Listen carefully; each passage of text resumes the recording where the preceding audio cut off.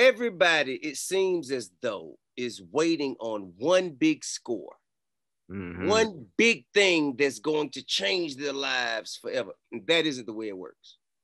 That it is a culmination of consistent progress being made.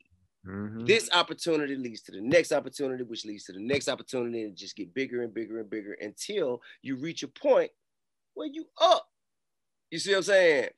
But a lot of motherfuckers feel like, okay, this is the first placement I got. It's on Big Sean album. Big Sean got now. He big. He got a budget. I want this. And when you do that, you gouge the opportunity. Yeah. And, you know, honestly, I just wasn't even knowledgeable enough to speak up. Sometimes you just got to speak up for your credit that you deserve too. Sure. There's been a lot of times where I've been in a room with, like, especially when I was coming up, like with Ye and with other people where I contributed to songs, and I necessarily didn't like hound them and be like, I need my credit, because I was just catching a vibe, or, you know, certain things like that. You do that. Yeah. You know what I mean? So, you know, it's hit or miss too. Huh? It's hit or miss. It's hit or miss. You know what I mean? So sometimes we just be in there, we just be vibing and just be contributing. And, you know, sometimes it's just best that we fall back and just let them, you know, let that represent and be an urban legend or a myth that I had something to do with this.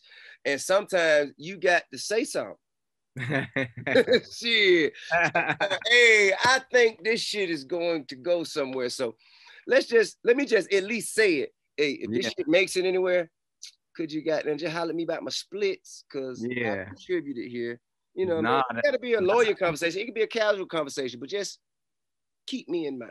Yeah, because 1 or 2% can change your life for real. You know what I'm saying? On some records. So we talked about how, you know what I'm saying, how it felt to wait for 4 years and how you had to take matters into your own hands. Yeah, and build it up on my own, you know, and that gave me a solid fan base. That gave me like a fan base that I feel like is gonna last. You know, I feel like you have your core fan base that it's gonna ride for tip 20 years from now. You know what I'm saying? 25 years from now, when you 65, you know, you're gonna be whoa. I'm not I mean I'm 64. Right.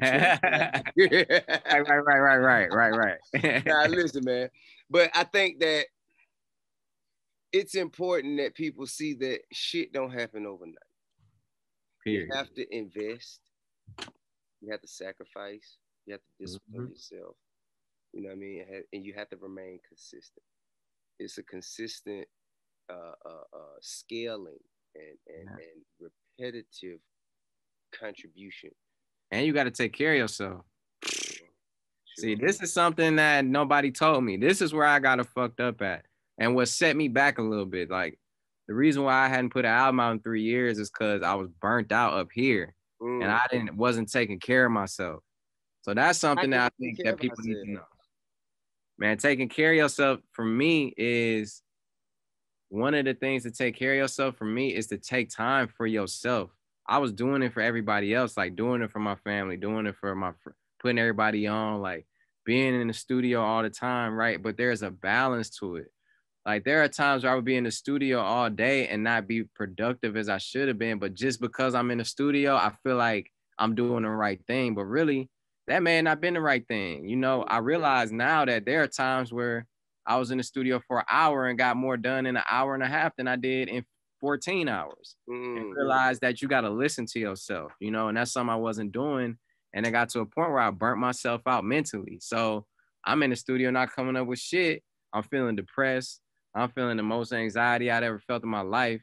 You know, I'm feeling like I'm hopeless. You know, I'm feeling all these things that, you know, my mind was getting the best of me.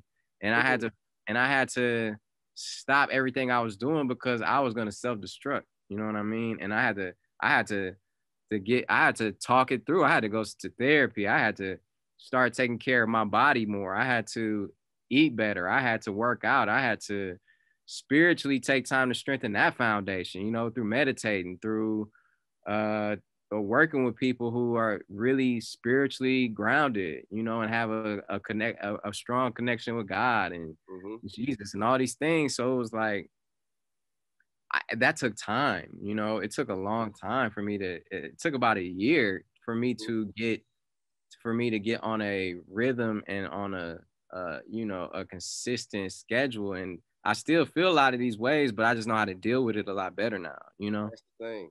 Because we are very rarely in control of the things that happen to us. We are only in control of how we respond to it.